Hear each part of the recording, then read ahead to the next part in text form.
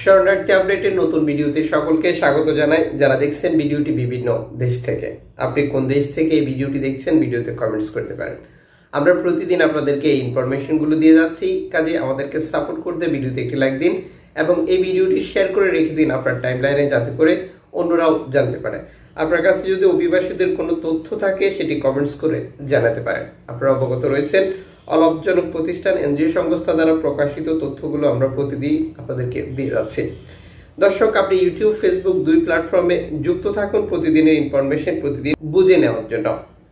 গতকাল রেকর্ড সংখ্যক শরণার্থী প্রবেশ করেছে স্পেনের এল হিওরেতে। স্পেনের সরকারি মুখপাত্র তাদের এক্স বার্তায় বেশ কিছু পিকচার শেয়ার করেছে, যা আমি আপনাদের সাথে হুবহু তুলে ধরছি। এই প্রতিবেদনগুলো পৃথক পৃথক নৌকা যেখান থেকে অভিবাসীদেরকে উদ্ধার করা হয়েছে এবং একটি ভিডিও ফুটেজ শেয়ার করা হয়েছে।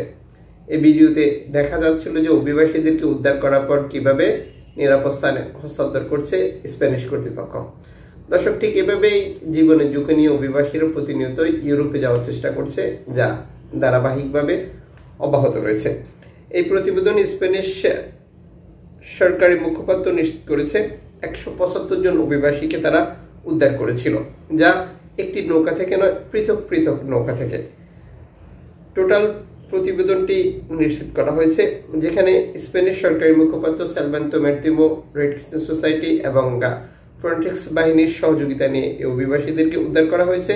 তবে এই প্রতিবেদনে তারা নিশ্চিত করতে পারেনি যে অভিবাসীরা কোন জাতীয়তার কতজন ছিল। এদিকে স্পেনের ব্যালিয়ারিক দ্বীপপুঞ্জের একটি ভিডিও ফুটেজ সামাজিক যোগাযোগ মাধ্যমে ভাইরাল হয়েছে, যেখানে দেখা যায় নৌকায় করে কিভাবে অভিবাসীরা স্পেনে প্রবেশ করছে। এখানে আপনারা দেখতে পাচ্ছেন এটি উপকূল থেকে রেকর্ড করা হয়েছে, যেখানে একটি নৌকা ঠিক এভাবেই প্রবেশ করছে, যা নিশ্চিত করা হয়েছে। এই প্রতিবেদনে ব্যালিয়ারিক দ্বীপপুঞ্জ 3টি নৌকা এভাবেই প্রবেশ করার তথ্য প্রকাশ করেছে, যেখানে বলা হয়েছে 42 জন অভিবাসী ছিল। এদিকে স্পেনের আলিকান্তে 2টি নৌকা থেকে 22 জন অভিবাসী প্রবেশ করার আরও একটি পিকচার শেয়ার করেছে স্পেনের সরকারি মুখপাত্র। এই প্রতিবেদনে দেখানো হয়েছে গত বছরের শেষের দিক থেকে যে পরিমাণে অভিবাসী আসা শুরু করেছে, যা এখনো অব্যাহত রয়েছে। চলতি বছরেও রেকর্ড সংখ্যক অভিবাসী প্রবেশ করেছে আফ্রিকার বিভিন্ন দেশ থেকে আটলান্টিক সাগর পাড়ি দিয়ে স্পেনের বিভিন্ন উপত্যকা বা দ্বীপে। দর্শক, জিওপারিস কর্তৃপক্ষ ভূমধ্যসাগর থেকে যে অভিবাসীদেরকে উদ্ধার করেছে তাদেরকে নিরাপদে ইতালিতে হস্তান্তর করেছে, যা একটি তথ্য এক্স বার্তায় নিশ্চিত করে অভিবাসীদেরকে নামানোর উদ্দেশ্য। যখন জিওপারিস কর্তৃপক্ষ এই অভিবাসীদেরকে উদ্ধার করেছিল, তখন তারা সেখানে বলেছিল যে এখানে বাংলাদেশি অভিবাসী ছিল। এই অভিবাসীদেরকে নামানোর পর আপনাদেরকে কেউ যদি কল দিয়ে থাকে, অবশ্যই ভিডিওতে কমেন্টস করে আপনি কনফার্ম করতে পারেন আপনার প্রিয়জন ইতালিতে প্রবেশ করতে সক্ষম হয়েছিল কিনা।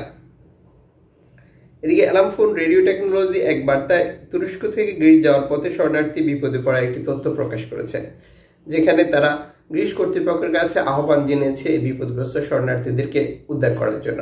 এটি ছিল সর্বশেষ পরিস্থিতি। লিবিয়া এবং তিউনিসিয়া থেকে নৌকা যাচ্ছে না কেন, গেমের কি অবস্থা, যা আপনারা জানতে চেয়েছেন। আপনাদেরকে স্পষ্ট একটি বার্তা আমরা দিতে চাই। এনজিও সংস্থা অলাভজনক প্রতিষ্ঠান মানবাধিকার সংগঠন থেকে যখন তথ্য ইনফরমেশনগুলো প্রচার করে, তা আমরা আপনাদের সাথে হুবহু শেয়ার করে থাকি। আমরা কোনো ইনফরমেশন তৈরি করি না। চ্যানেলটি সাবস্ক্রাইব করে ফেসবুক পেজটি লাইক, ফলো করে আমাদের সাথে যুক্ত থাকুন। প্রতিদিনের তথ্য ইনফরমেশন প্রতিদিন জানতে পারবেন।